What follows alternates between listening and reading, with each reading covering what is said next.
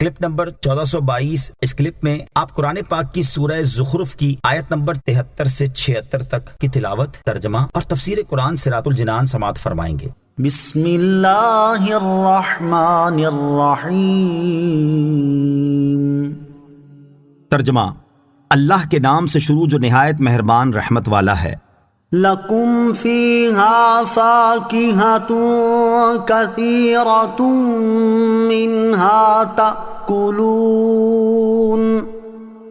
ترجمہ، تمہارے لیے اس میں کثرت سے پھل ہیں جن میں سے تم کھاتے رہوگے۔ لکم فیہا فاکہۃ کثیرہ، تمہارے لیے اس میں کثرت سے پھل ہیں، یعنی تمہارے لیے جنت میں کھانے اور شراب کے علاوہ طرح طرح کے بے شمار پھل ہوں گے جن میں سے تم کھاتے رہوگے۔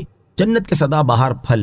جنت کے پھلوں کے بارے میں ایک اور مقام پر اللہ تعالیٰ نے ارشاد فرمایا، فَفَاكِهَةٍ مِّمَّا يَتَخَيَّرُونَ۔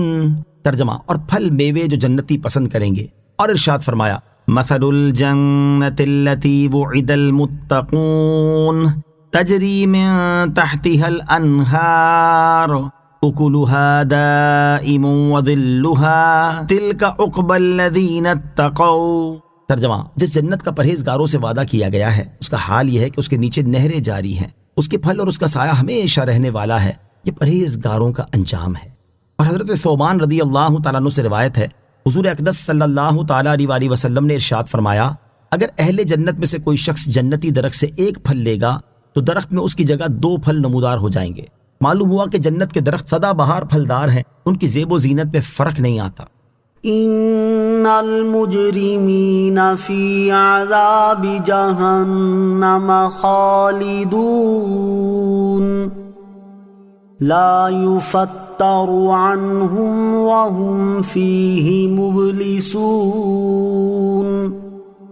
وما ظلمناہم ولکن کانوا ہم الظالمین۔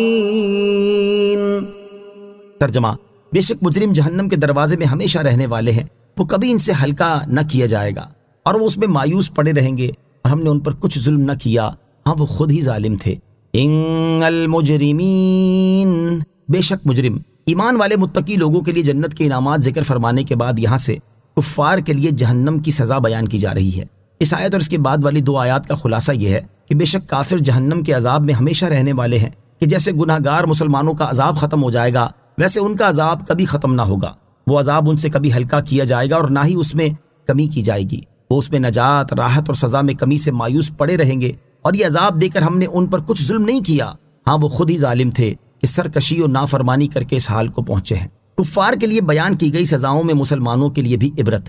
یاد رہے کہ کفار کے لیے بیان کی گئی سزاؤں میں جہاں ان کے لیے وعید ہے، وہیں ان میں مسلمانوں کے لیے بھی عبرت اور نصیحت ہے، کیونکہ اس بات میں اگرچہ کوئی شک نہیں کہ ہم فی الوقت مسلمان ہیں، لیکن ہم میں سے کسی کے پاس اس بات کی بھی کوئی ضمانت نہیں کہ وہ مرتے دم تک مسلمان ہی رہے گا، کیونکہ جس طرح بے شمار کفار خوش قسمتی سے مسلمان ہو جاتے ہیں، اسی طرح بہت سے بد نصیب مسلمانوں کا بھی ایمان سے پھر جانا ثابت ہے۔ جیسا کہ حضرت ابو سعید خدری رضی اللہ تعالیٰ عنہ سے روایت ہے، حضور اقدس صلی اللہ تعالیٰ علیہ وسلم نے ارشاد فرمایا، اولاد آدم مختلف طبقات پر پیدا کی گئی، ان میں سے بعض مومن پیدا ہوئے حالت ایمان پر زندہ رہے اور مومن ہی مریں گے، بعض کافر پیدا ہوئے حالت کفر پر زندہ رہے اور کافر ہی مریں گے، جبکہ بعض مومن پیدا ہوئے مومنانہ زندگی گزاری اور حالت کفر پر رخصت ہوئے، بعض کافر پیدا ہوئے کافر زندہ رہے اور مومن ہو کر مریں گے۔ اور حضرت ابو ہریرہ رضی اللہ تعالی عنہ سے مروی ہے، نبی اکرم صلی اللہ تعالی علیہ وسلم نے ارشاد فرمایا، ان فتنوں سے پہلے نیک اعمال کے سلسلے میں جلدی کرو جو تاریک رات کے حصول کی طرح ہوں گے۔